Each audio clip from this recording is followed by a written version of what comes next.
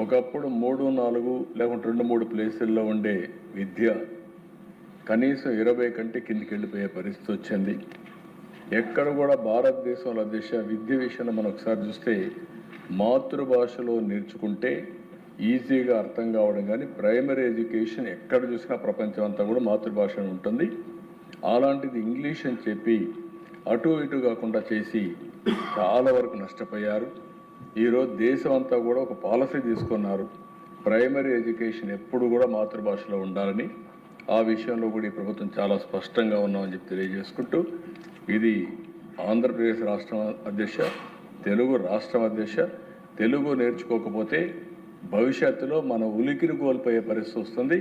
తప్పకుండా ప్రపంచం మొత్తం తెలివైన యువతను తయారు చేసే బాధ్యత, తెలుగును కాపాడుకునే బాధ్యత ఈ ప్రభుత్వం తీసుకుంటారు.